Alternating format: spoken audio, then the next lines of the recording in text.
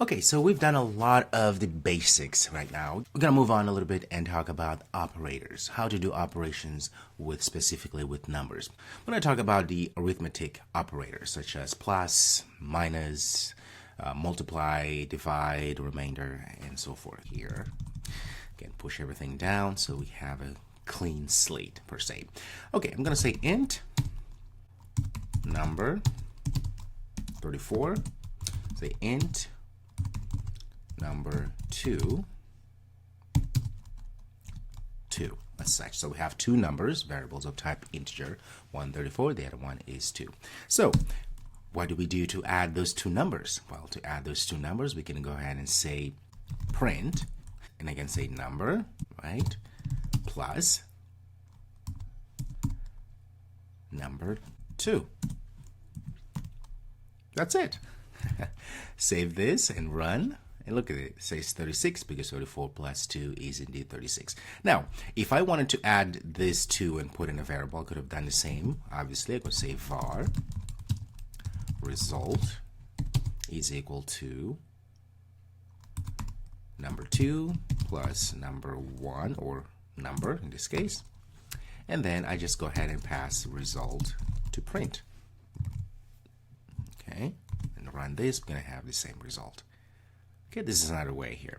All right, same thing I could do with doubles. I can say double. Let's say pi 3.14. Say double. Let's see, what is another constant? Gravity. I'm going to say 9.8. This is obviously the metric system. All right. And I want to multiply those two. Of course, I can go ahead and just say, and I want to add those two. I can say pi plus gravity.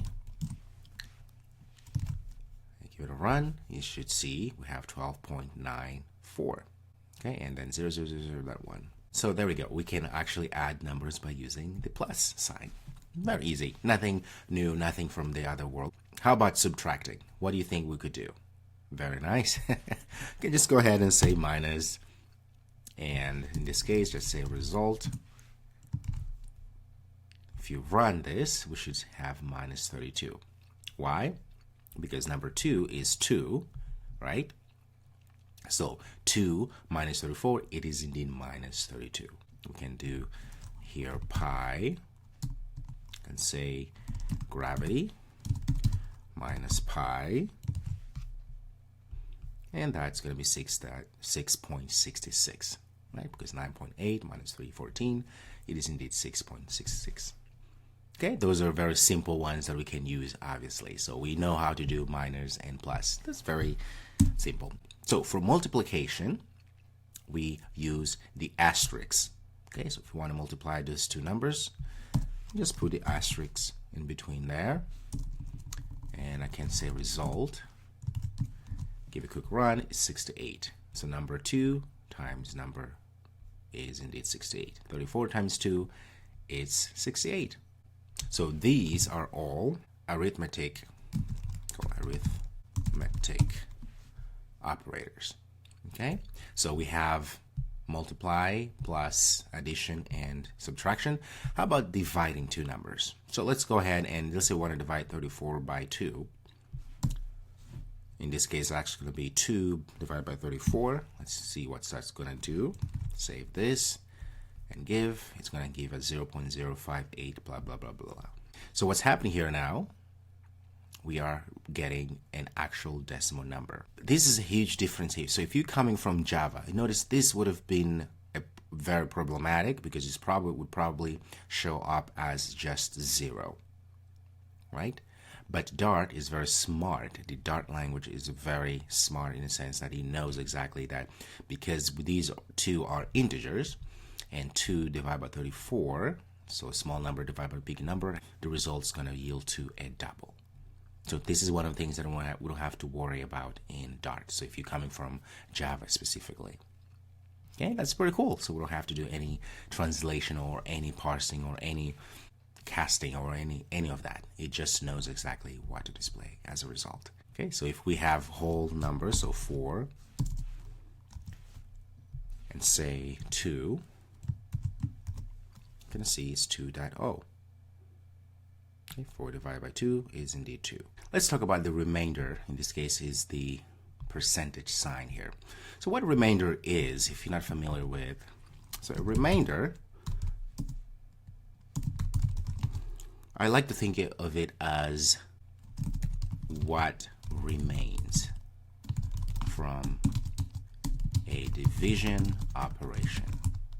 So a good example would be if I say 4 divided by 2 and I ask remainder, what is the remainder? Well, the remainder is 0. The reason why is because, so if we divide, say 4 divided by 2, it's a whole number, the result, which is 2, because 2 times 2 is 4, so there's no remainder. But if I say 4 divide by 3, now the remainder is going to be what? 1. Why? Because 4 divided by 3 is 1, because 1 times 3 is 3, but to get to 4, we need 1, right? So the remainder is indeed 1.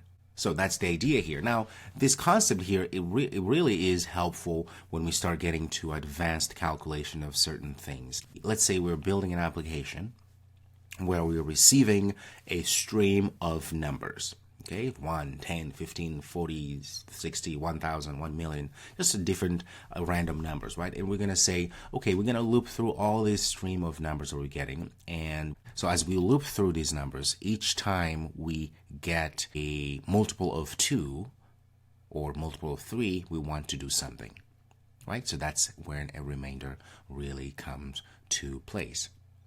So if, for instance, as we are looping through this stream of numbers and we get a 4, well, 4 is indeed a multiple of 2, which means then we, in our for loop, we can add an if statement that says if we get a multiple of 2, we are going to do something. Maybe take that number and multiply by 10 or whatever else that we need to do.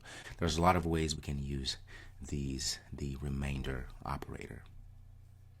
Okay? So let's do a quick example here. To give an example, again, using 4, if I go ahead and say 4, and I say remainder or percentage sign 2, let's see what's going to print. 0, like I just said here. I gave that example, okay? Why? Because 2 times 2 is 4, and there's no remainder. Again, if I go ahead and put 3 here, we should get a 1. And there we go, remainder is 1.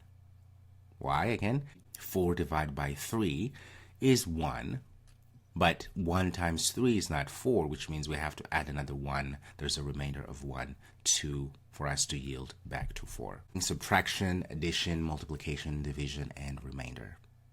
Perfect. Very cool. I'll see you in the next video.